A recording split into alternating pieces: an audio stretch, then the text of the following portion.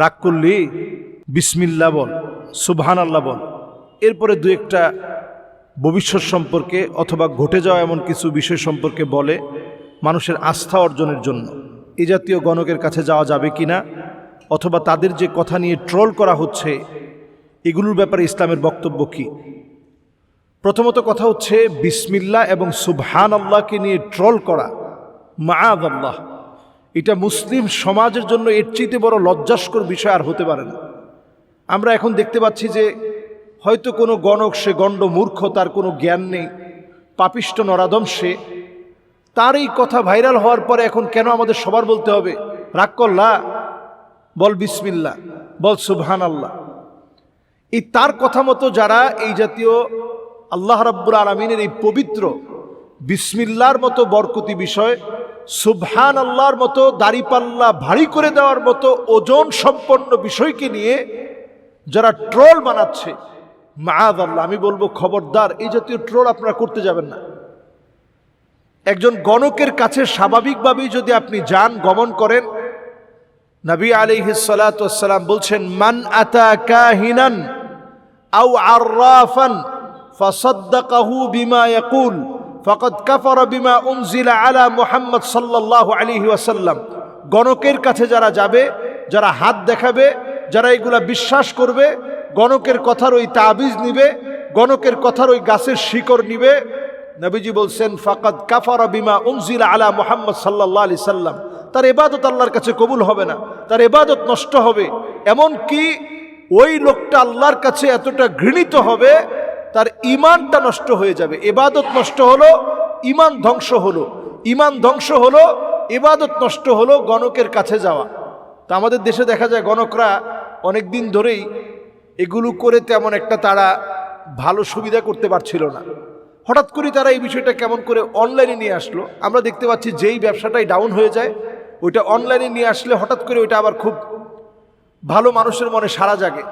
এখন সাড়া জাগতে জাগতে এখন এমন অবস্থা হয়ে গেছে, গণক এখন রাস্তাঘাটে অহরহ বলে বেড়ায়, রাগ করলি সুবহানাল্লাহ বল, বিসমিল্লাহ বল।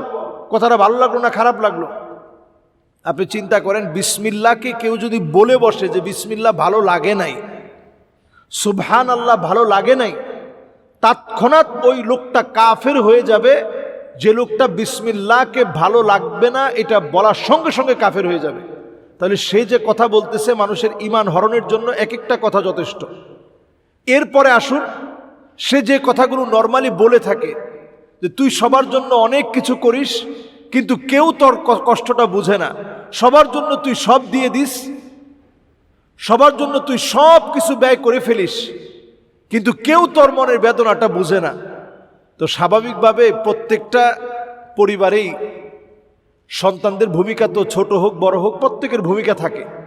তো বললে তো এই কথাটা মিলে যায় যে আসলে আমি পরিবারের জন্য অনেক কিছু করলাম, ভাইয়ের কাছ থেকে আমি পাই নাই, বোনের কাছ থেকে পাই নাই, এরকম একটা দুঃখ বেদনা তখন মনের মধ্যে স্বাভাবিকভাবেই চলে আসে যে আসলে তো কোনো সত্যি কথা বললো।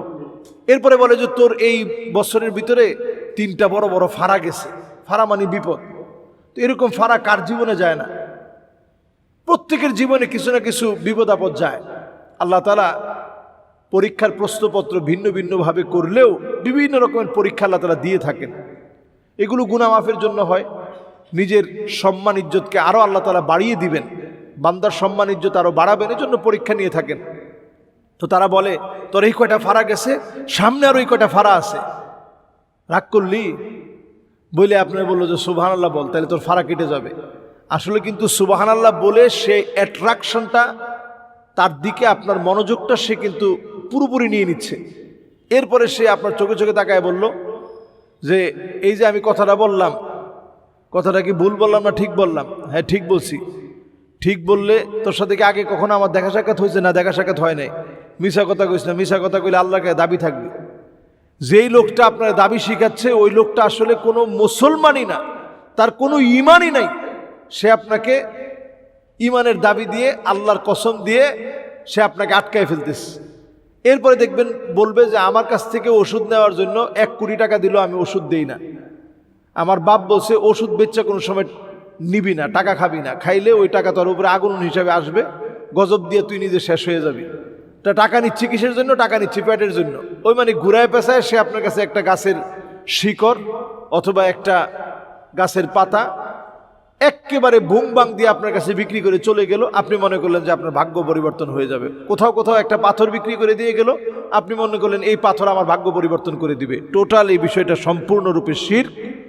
এগুলো ঈমান বিধ্বংসী বিষয়। এজন্য আমরা এগুলা নিয়ে ট্রল করব না, এদের কাছে যাওয়ার প্রশ্নই আসে না। যত রকমের আংটি হোক, এই যে আমরা আংটি পরেছি, এই আংটিটা হচ্ছে শুধুমাত্র এই আংটিটা শুধু না, অন্যান্য যত আংটি আমরা পরব, এটা শুধুমাত্র একটা বৈধ ফ্যাশন। যে ফ্যাশনটা ইসলাম আপনাকে বৈধতা দিয়েছে, আপনি করতে পারবেন। এছাড়া অন্য কোনো কারণে আংটি আপনি পরবেন, আংটি আপনার একটা উপকার নিয়ে আসবে, এরকম কোনো কারণে আংটি পরা যাবে না। আকিক পাথর, এই আকিক পাথরটা নবীজি সাল্লাল্লাহু আলাইহি ওয়াসাল্লাম ব্যবহার করেছেন, পড়েছেন, আপনি সেই হিসাবে পড়তে পারেন। এর বেশি কোনো কিছু মনে করার কোনো সুযোগ ইসলামে নেই।